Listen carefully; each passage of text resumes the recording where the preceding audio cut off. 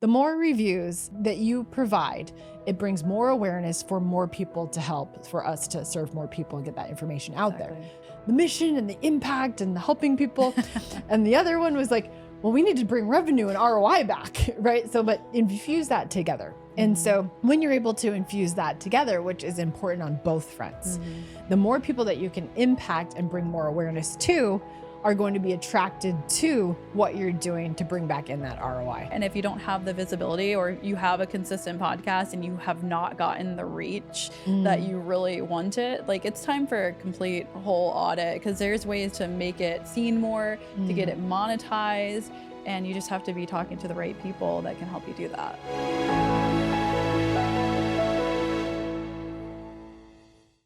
Hey everyone, it's Tamara Thompson with my co-host Danielle. Hey everybody.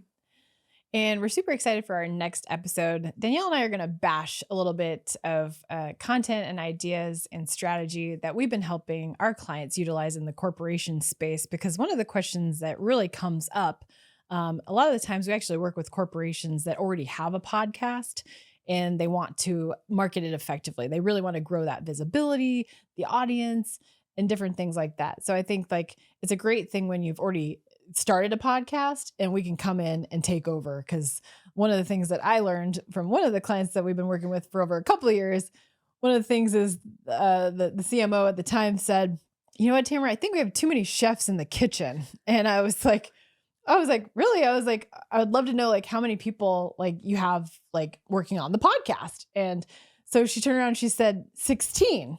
And I literally giggled out loud on the call because I thought she was joking.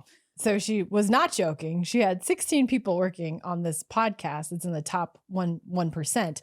And we actually helped them get in the top 1%. I think they're at 1.5 at the time. And so they're in the top 10% when we first met them. Oh, yeah. Was that it? We got top them to 10. top We got them one. in the top 1%. Yeah. Okay. So we've effectively got them in a better ranking scenario there. So what was unique about it though, is like, I was like, wow. So I literally went with her. I was like, what does this person do? What does this person do? What does this person do? And she would like go through and it was like 3 graphic designers because they rotate graphic designers. I was like, whoa.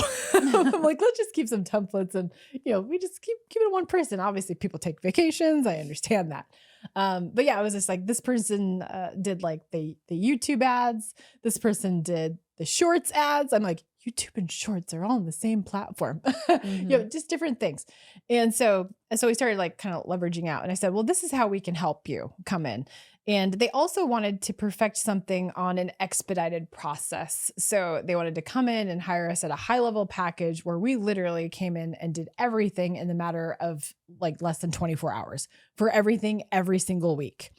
And so we actually came in and we do everything in 12 hours. So everything, the team is on top of it every Wednesday.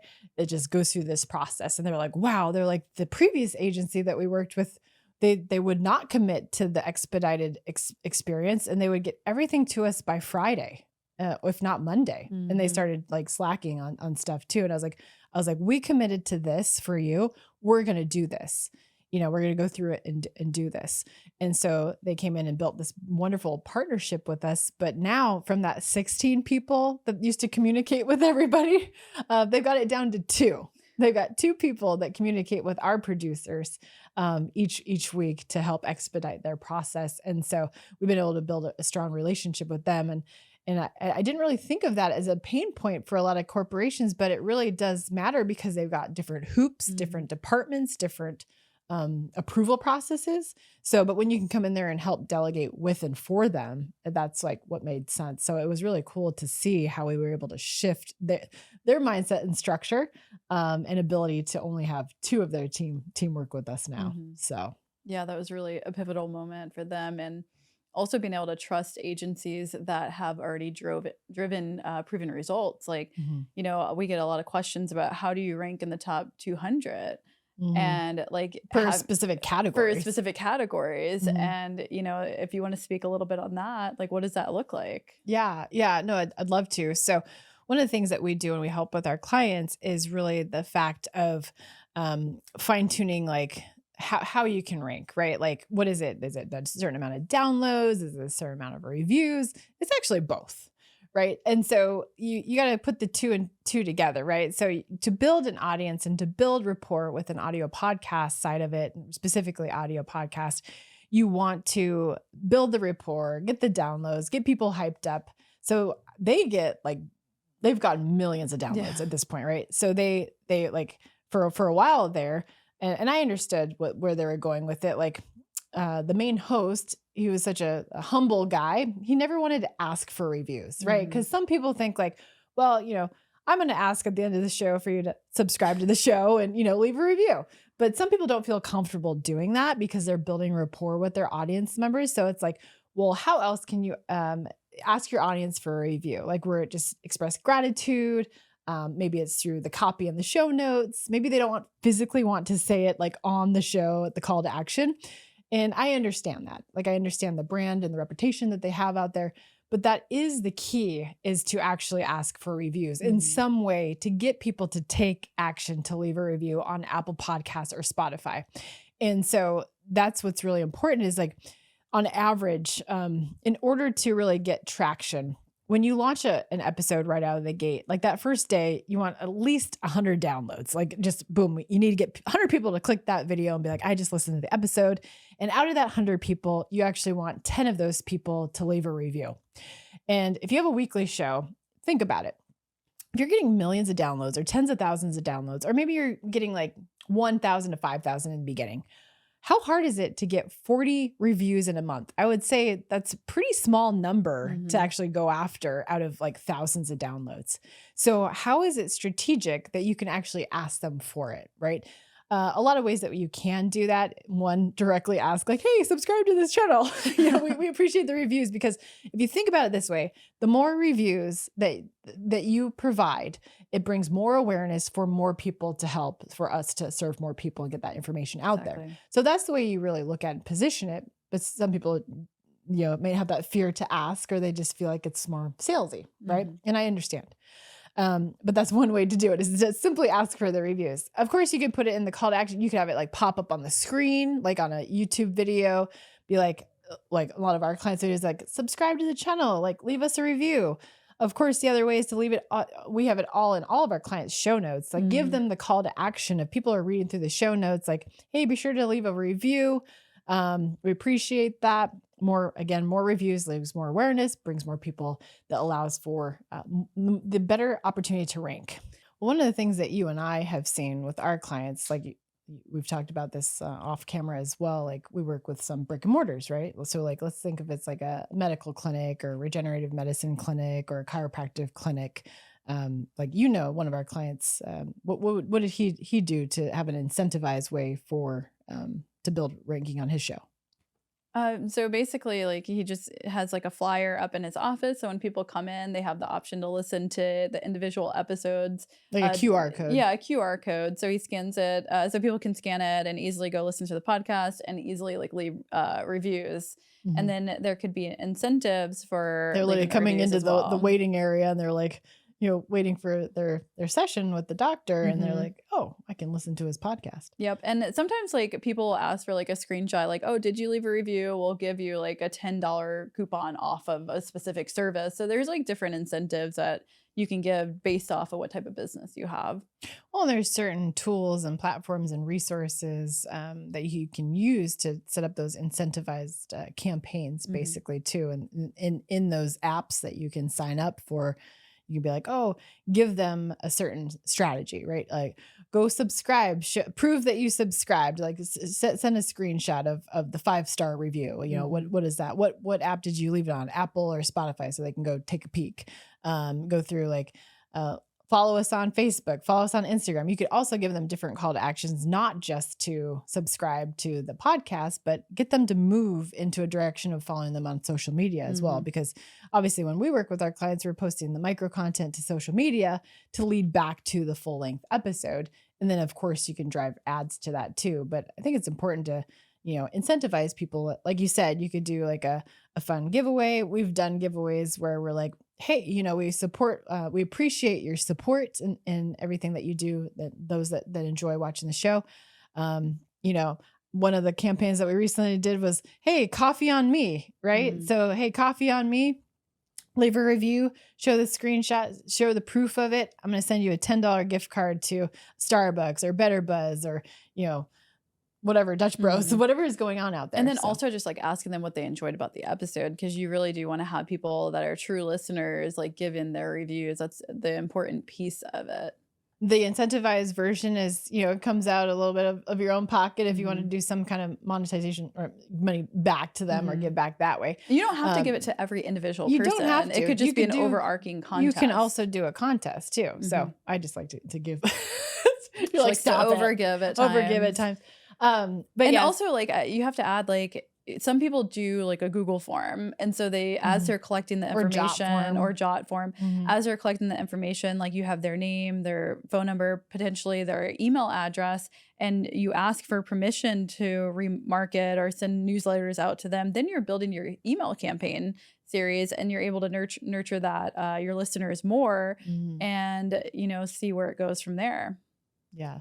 No, I think it's important to, especially when you're first getting to know your audience, like the newer audience, like the fun incentivized contests are always fun too. You can always utilize that during a podcast launch period too. So we work with a lot of individuals where we actually just take over their podcast because a lot of the things that happen is the people that come to us typically just don't know how to market their podcast effectively. We actually have a client coming in right now that's had a podcast for 9 years. 9 years. And they're in like a top area, but I was like, how many downloads do you get a month? And he was like 200,000. I was like, how many of those convert to clients, our customers? And he was like, maybe 20. Wow. I was like 20. Wow. And so they have a very successful firm. But the thing is 20 clients out of 200,000 downloads. That's not a very strong percentage there. So we're going to come in and restructure everything, like do basically some of the similar things that the other agency they've worked with does, but amplify it and 10x it in different ways, and then have them help them with the actual strategy on how to lead people back to their core offers and business from their podcast.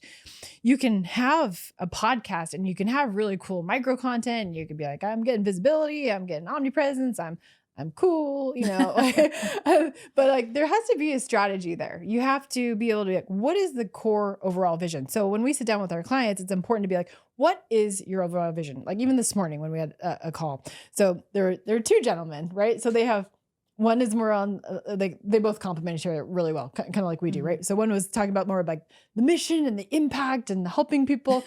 And the other one was like, well, we need to bring revenue and ROI back, right? So, but infuse that together. And so when you're able to infuse that together, which is important on both fronts, the more people that you can impact and bring more awareness to are going to be attracted to what you're doing to bring back in that ROI. And so like, it's cool to be able to go in and do audits for all of our clients or upcoming clients that come in and we say like, hey, we're going to do an audit, give us access back into your YouTube channel and your podcast so we can see what's been going on. Like what is there proper tagging? Is there proper SEO? What's the call to action? Is it clear? Is it clear in the description? Where are you missing out on to lead them back to what the bigger goal is, to create more of an impact and make more money from that experience? Exactly. And we focus on the data-driven content. So we do the market research in advance and we know what's trending in the industry. We know what's trending on YouTube. We know what's trending in ChatGPT and all the other sources. Maybe voice AI now. Our clients' shows are trending in ChatGPT. Yeah, So cool. Yeah, exactly. And it's cool to see on YouTube that a lot of the traffic came from ChatGPT now. Like that is crazy, but that's where it's going. Like Google eventually, they might be outdated if they don't integrate more AI. They do own YouTube, but think about ChatGPT creating a YouTube. Oh, ChatGPT. Oh my gosh, that was ChatGPT tube. She said it here. I said it here. Trademark. No. No, but I just think it's like important to get important messages out there more. And if you don't have the visibility or you have a consistent podcast and you have not gotten the reach that you really wanted, like it's time for a complete whole audit, because there's ways to get to make it seen more, to get it monetized. And you just have to be talking to the right people that can help you do that. Well, and you just brought up a point of the consistency factor too. So a lot of people come to us and they're like, oh, geez, we're just not consistent. We're super busy in the corporation. Like everybody's doing stuff, too many chefs in the kitchen again, right?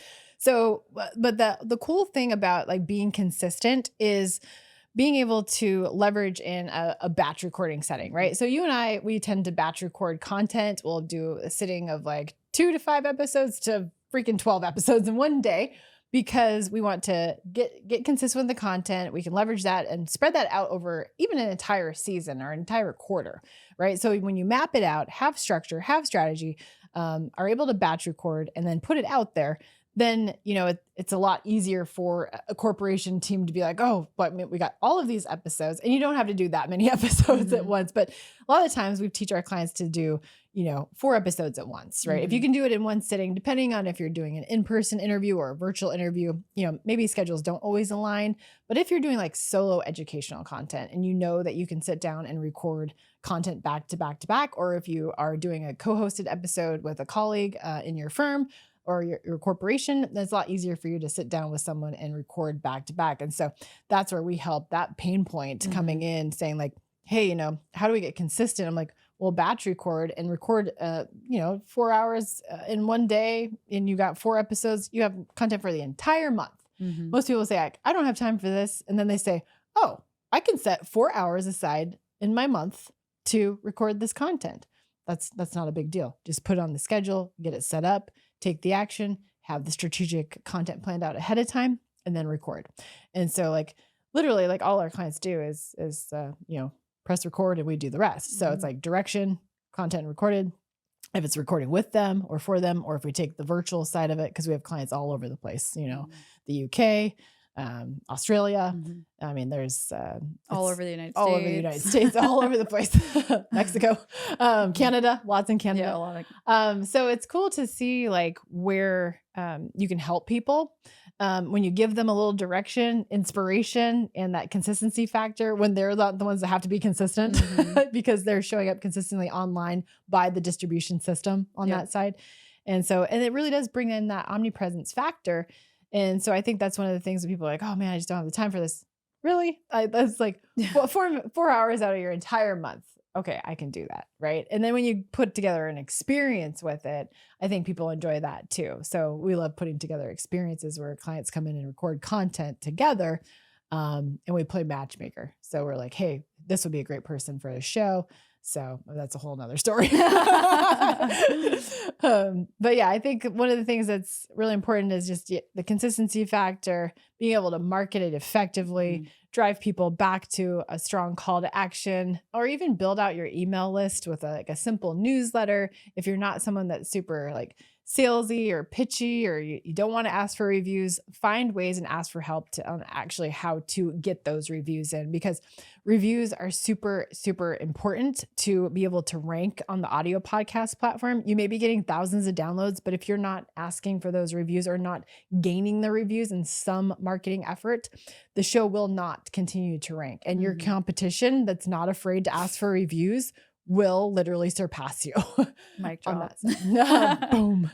So yeah, I think that's just a solid point that we've discussed today. So yeah, if you're thinking about, shifting over from your current agency for your podcast show, maybe you're not marketing it effectively. Maybe you have some traction. Maybe you're getting thousands of downloads, but maybe you haven't asked for reviews, or you want a simple way to figure out how to tweak that, or want the strategy on how you can bring more revenue and create more impact for your business. I think it's really important to leverage that piece of it. So those of you that are tuning in, be sure to subscribe, ring the bell, leave us a review as we're talking about reviews, because it's very important for the show and the ranking ability, just so we can reach more people just like you. So thank you again, and we'll see you in the next episode.